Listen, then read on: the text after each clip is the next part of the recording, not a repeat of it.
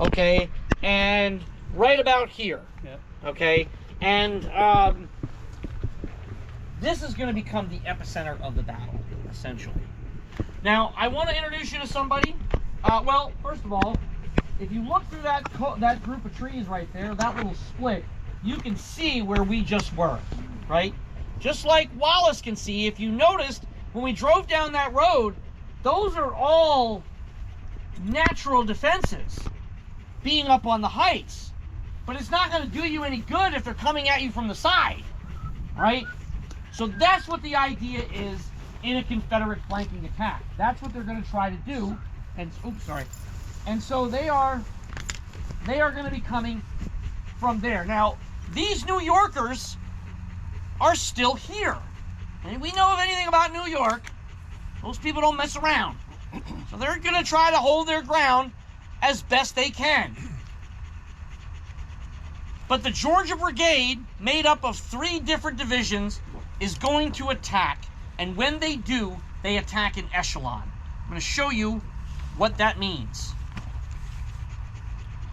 You have Brigadier General Terry, York, and Evans. They're all brigadiers, and they are going to attack in echelon, which means that Evans is going to attack first. He's going to attack them on the flank, try to turn them in, and try to cause confusion so that Terry can attack on the left. He is going to turn that flank, cause confusion, and then here comes York right through the middle and smashes them. He pushes them all the way from their defenses over here through this property. The fighting is extremely, extremely intense. This is a very concentrated fight. This isn't like Gettysburg where it's like, oh, that other division or whatever, they were a mile away or whatever. No, they're right there. I mean, you can see them, like these, like, 3,000 angry Confederates coming towards your way. They're very unhappy because this is now taking too long. So I'm going to introduce you to somebody. This man here, I'm sure you've heard of him before, but in case you haven't, this is John Brown Gordon. John Brown Gordon is not a professional soldier. He's not a West Point graduate, a veteran of the Mexican-American War. In fact, John Brown Gordon has no prior military experience whatsoever. John Brown Gordon, well, he was a planter and a lawyer and a politician, so he had influence, and of course he had money. And if you had influence and money, well, then you could raise a regiment. And if you could raise a regiment, well, that means that they would be nice and they would have an election and you would get elected to be the colonel. And that's what they do. But John Brown Gordon doesn't need any prior military experience because he is going to be in just about every major engagement in the Eastern Theater. John Brown Gordon is present as a colonel at the Battle of the First Manassas, First Bull Run, and he sees the dumpster fire that thing became. John Brown Gordon is at the Peninsula Campaign, where he sees Robert E. Lee take command of the Army of Northern Virginia and drive McClellan away from Richmond, all the while in the 7 Days battles, losing 20,000 Confederate troops. Nobody really talks about that. Confederates start to have problems even when they're having successes. He witnesses that. John Brown Gordon is on the Maryland campaign and fights at the Battle of Antietam, where he himself, John Brown Gordon, is wounded 5 times, shot once through the face. Now, I don't know about you, but I know people who went home for a lot less than that. And despite the creative positioning by the photographer to show his good side, you can clearly see a good portion of John Brown Gordon's cheek is in fact missing, right? It's a $1 million wound. Now, the Army keeps that money because John Brown Gordon never saw a dime of that $1 million, but he is at the Gettysburg campaign. And there's some really awesome stories of John Brown Gordon at the Battle of Gettysburg. I'll let Gettysburg tell you those stories, right? John Brown Gordon is present at the Battle of the Wilderness. In fact, John Brown Gordon is the one that kicks it off. And we all know how bad the Wilderness was, how bad the Mule Shoe was. John Brown Gordon is there for all of that. Can you imagine going through that short period of your life and witnessing that much carnage at that expense? Well, John Brown Gordon has something to say about this battle. That's very remarkable, I believe. This battle, he says, though short, was severe. I desire in this a connection to state a fact of which I was an eyewitness, and for its rare occurrence and the evidence it affords of the sanguinary character of this struggle, I consider it worthy of official mention.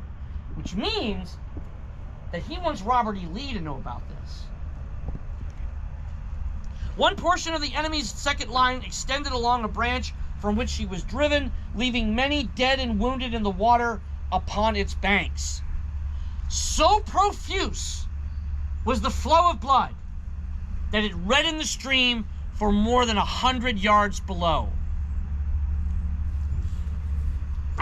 It has not been my privilege to witness on any battlefield, not Bull Run, not Antietam, not Gettysburg, not the Wilderness, a more commendable spirit and courage that was exhibited on this one.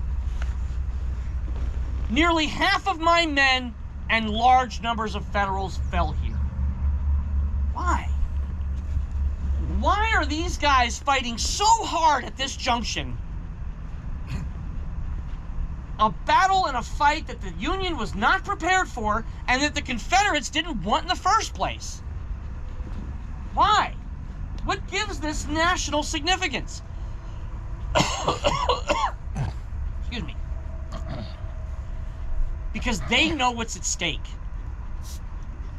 Everybody in Early's army, from Early all the way down to the lowest private to the 14-year-old drummer boy, they understand that if they don't bust through these Yankees and they don't get to Washington, D.C., and they don't burn it down like the British did in the War of 1812, then all of this is for nothing.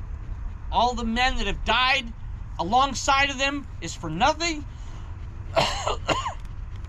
And if they are not arrested, captured, and hung or shot, then at the very least, they have to go home to their wives, to their families, to their townspeople, as the men who lost the fight, as the men who lost their independence and their peculiar way of life. Well, that's going to evaporate instantly. And they are going to have to live amongst those people as equals. And that is not something that they are willing to do. They didn't come all this way to lose. Is it a far-fetched plan? Sure. Is it the best bad idea they had? Sure. But it's the only chance for victory. It's the last chance for victory. Now, the Union understands this. God. The Union understands this only in reverse. If they don't stop these rebels in their tracks, then they are going to get through. They are going to get to Washington. They are going to burn it down like the British did. They might even kidnap or kill Abraham Lincoln. And we are going to be the ones that let that happen. And we are not willing to do that either. As the Confederates come across this field and they give out that rebel yell, there is still stiff resistance from those New Yorkers. They're going to make the Confederates pay for this victory. But ultimately it is a Confederate victory.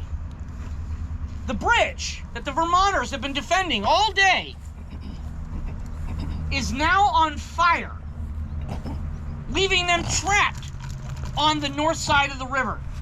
And so they are going to have to turn around and run, because now the Union is running this way, they're running this way, and it's absolute chaos. Lew Wallace has now lost command and control of his men. He doesn't want to, but he's got to call it. He orders the retreat around 5:30. The Confederates are in hot pursuit. And it's said that as they're retreating over the railroad bridge, that they could feel the Confederate breaths on the back of their necks as they grab for their shirt tails. These guys are running for their lives.